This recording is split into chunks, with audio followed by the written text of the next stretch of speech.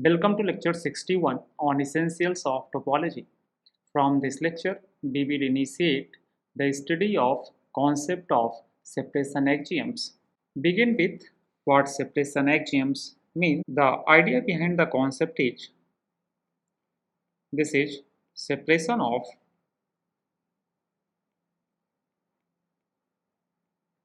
distinct points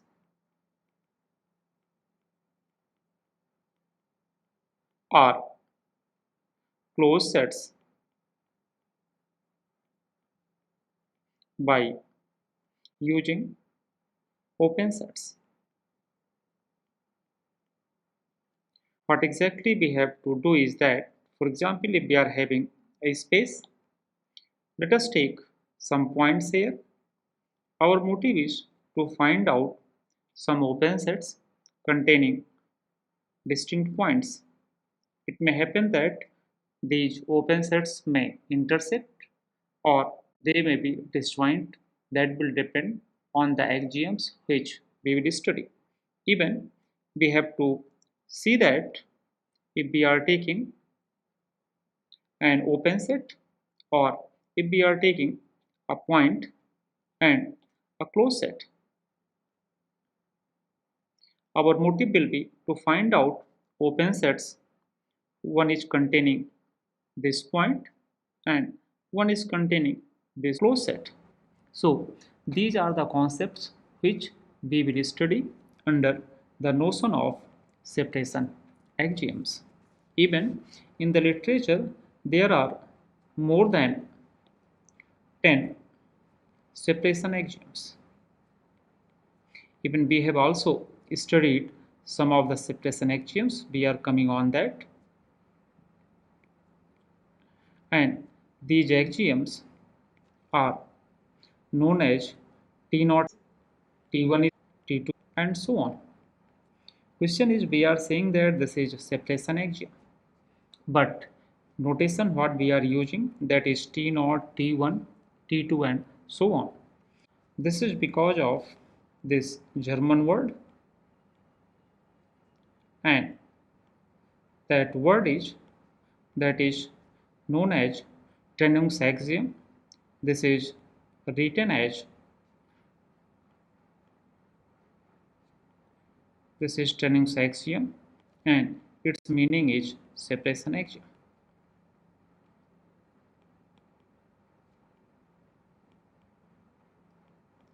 Moving ahead, during the study of the concept of compactness, what we have used two notions, that is the concept of T1 spaces and the concept of T2 spaces. These spaces are well known, that is Hausdorff topological spaces. Even there is one of the weaker version of these spaces, that is known as T0 spaces. So let us begin with T0 spaces. We have already seen the definition of these two concepts, and also we have used results based on these spaces for the study of different results in compact topological spaces. So now we are beginning with the concept of T0 spaces. Let us see the concept of T0 topological spaces. We say that a topological space X tau is T0 if for each pair of distinct points of X there is an open set that contains one point but not the other. Meaning is to say that if this is X and we are taking two distinct points of the space, our motive is to find out an open set which is containing one point but not other. So this is containing this point but not the second one. Or what we have to do is that if again we are taking the same space and we are taking two distinct points of it, and if we are finding out any other open set which is containing this point but not this one, so The whole idea is to find out an open set which is containing first point or which is containing second point. Formally, what exactly we have to do is that for all x, y in X, there exists an open set. Let us take this as G such that we are taking these as distinct points. X belongs to G, but Y is not member of G. Or what we have to do is that there exists an open set H such that Y belongs to H, but X is not an element of H. So either of the case is enough to justify that the space is T naught space. Let us take some of the examples. The well-known example is, why not let us begin with indiscrete topological spaces. That is, this topology is indiscrete, and what we are taking that the number of elements in X is greater than or equal to 2. Now if we are taking any two elements from this X and X is not equal to Y, answer is clear that this space is not T naught. Why? Because this topology contains only two elements, that is empty set and X.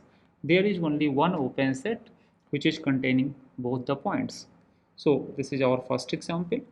Let us take another example. Let us take discrete topological spaces. That is, the topology on X is discrete. This topological space is always T naught space. Why? Answer is simple, because if we are taking two elements from X such that X is not equal to Y, then it is to be noted that this singleton set X is open because the topology is discrete, and this X contains, that is singleton set X contains X, but at the same time this does not contain Y. Therefore, this space is T naught. Let us take one more example, that is the well-known Sierpinski space.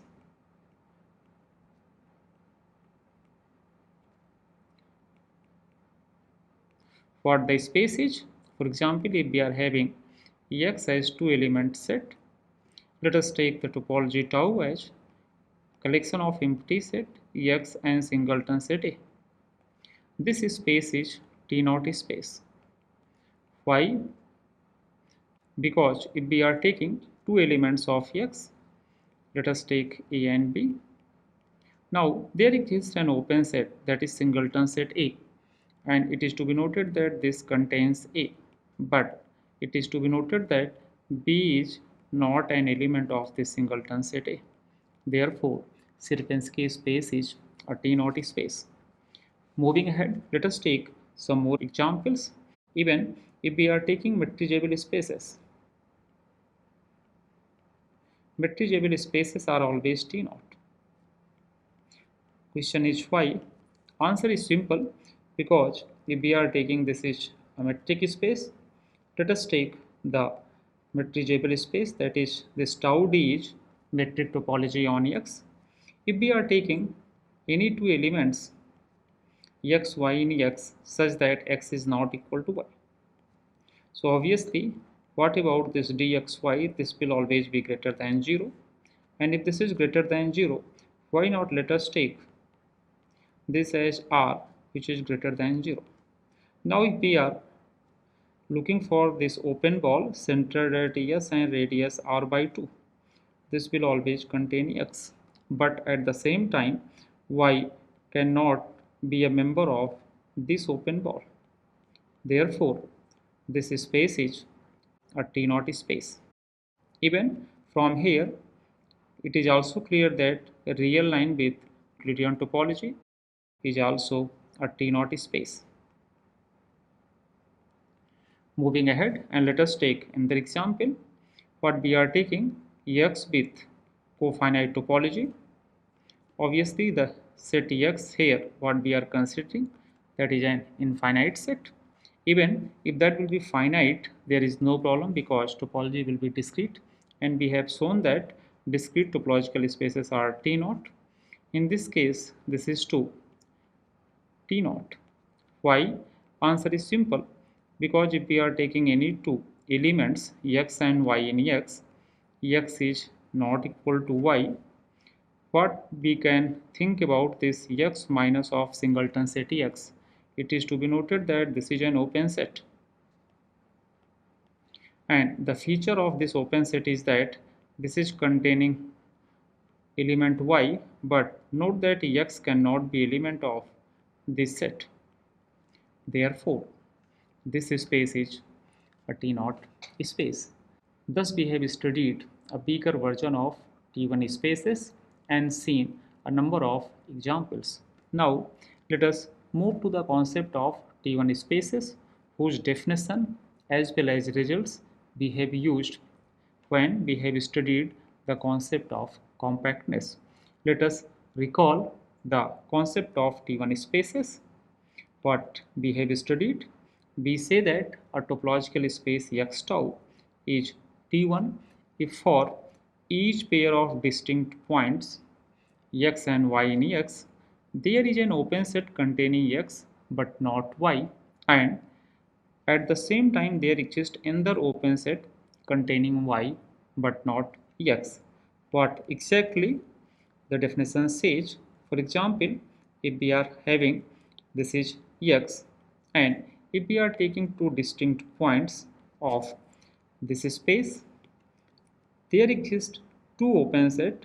One is containing x but not y, and another open set which is containing y but not x. Mathematically, if we are taking two elements of x, these elements are distinct. There exist two open sets G and H. These are open sets, and the idea is that if G contains X, Y is not a member of G, and if X is or Y is a member of H, X cannot be a member of this H. From this definition, it is clear that we can deduce that every T1 space is T naught. Question is, what about converse? It seems that converse is not necessarily true. Let us see through some of the examples. The well-known example is, why not? Let us take Sierpinski space. Let us take X is collection of two elements A and B with the topology that is empty set X as well as singleton set A. We have already studied that this space is T naught, but this is not T1. Question is, why?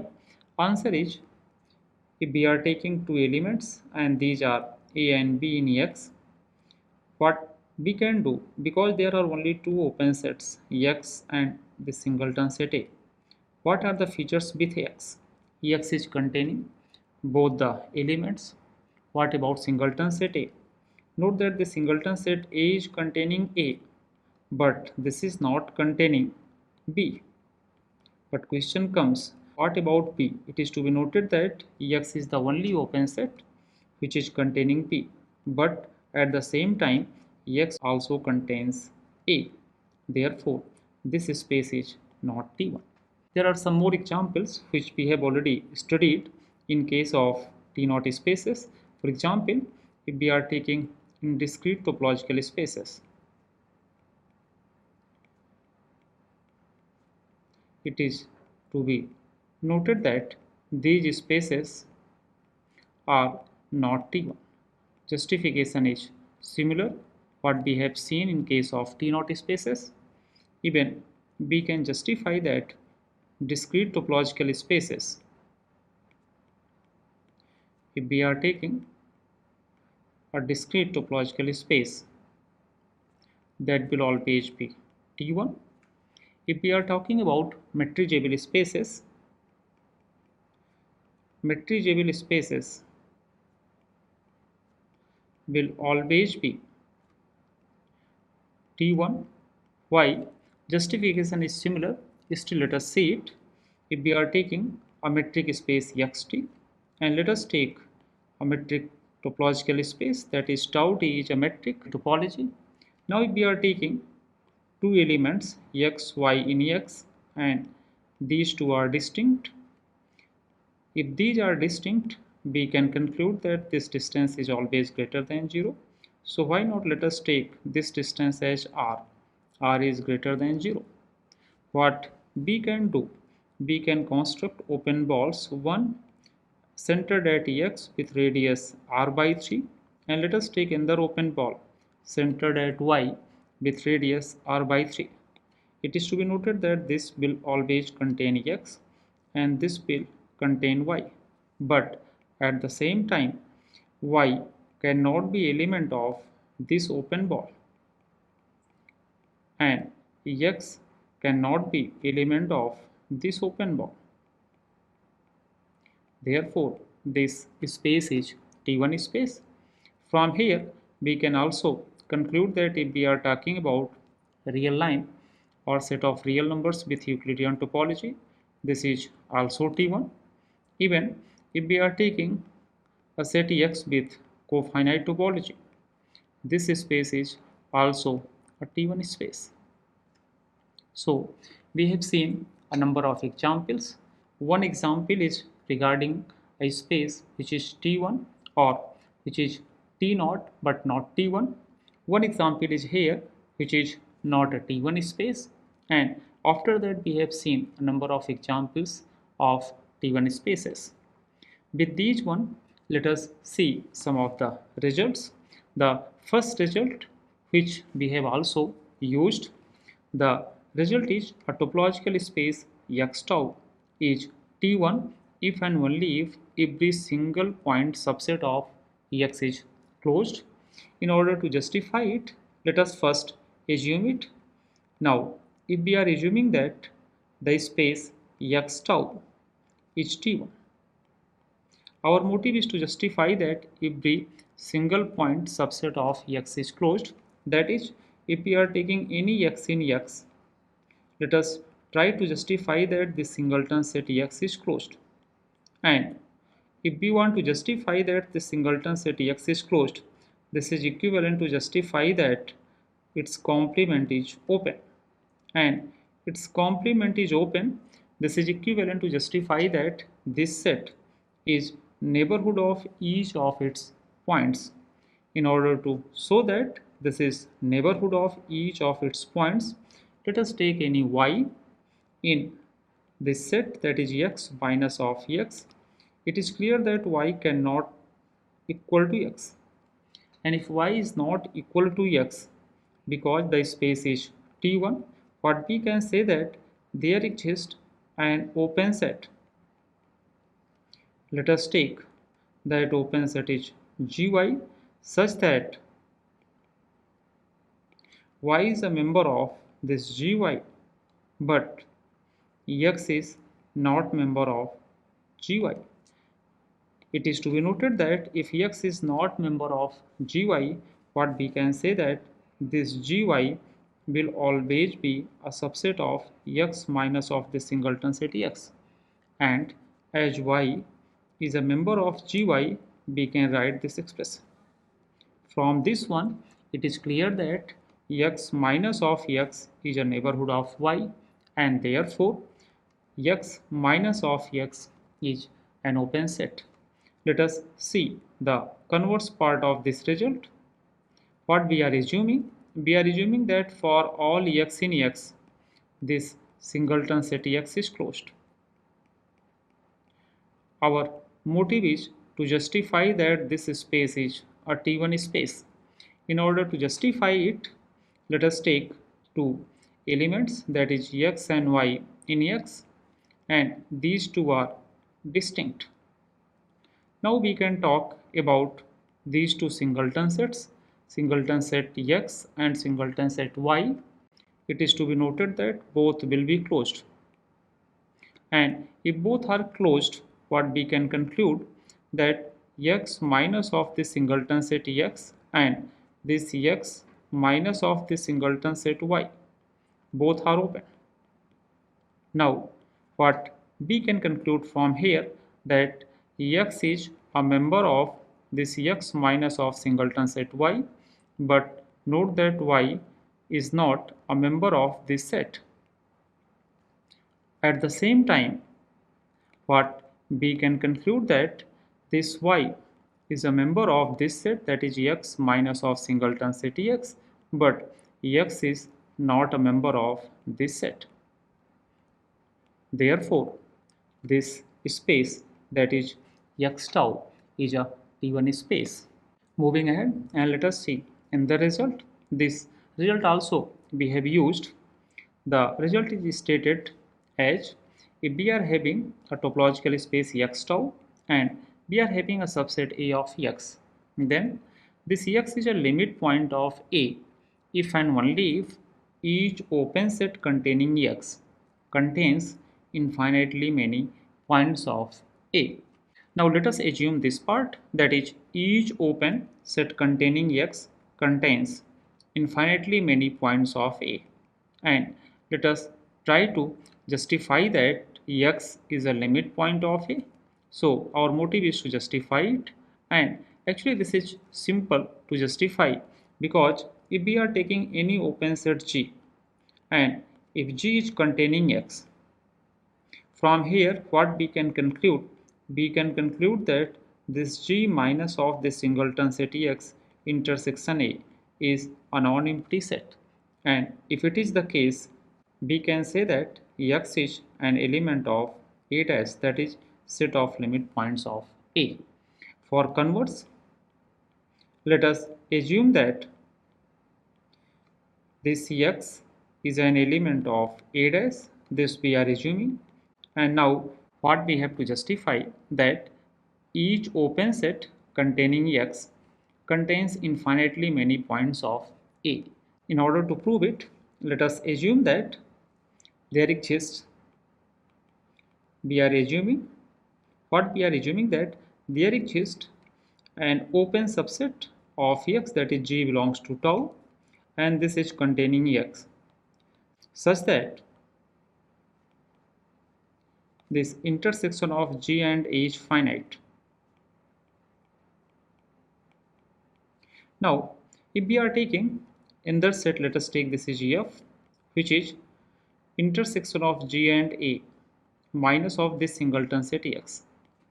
It is to be noted that this G intersection A, we have already taken that this is finite, and this is also a singleton set, that is finite, there is no problem. So F will always be a finite set. Question is it a closed subset of X? Answer is yes. Why? Moving to the previous result, what we have shown here that every singleton subset of X is closed, and if every singleton subset of X is closed, let us take their finite union and we can justify that finite subset of X is closed too. Therefore, if F is closed, what about F complement? Or let us think about this set. Let us take H as this G minus of F, or this is simply G intersection F complement. Note that F complement is open, G is already open. So what this H is? H is a member of topology. Also, it is to be noted that X belongs to H. That is, H is an open set containing X. But if we are finding out H minus of this singleton set X intersection A, is it not empty? No, this will always be an empty set. And why? Because of this F complement and construction of F. Therefore, X cannot be a limit point of A dash.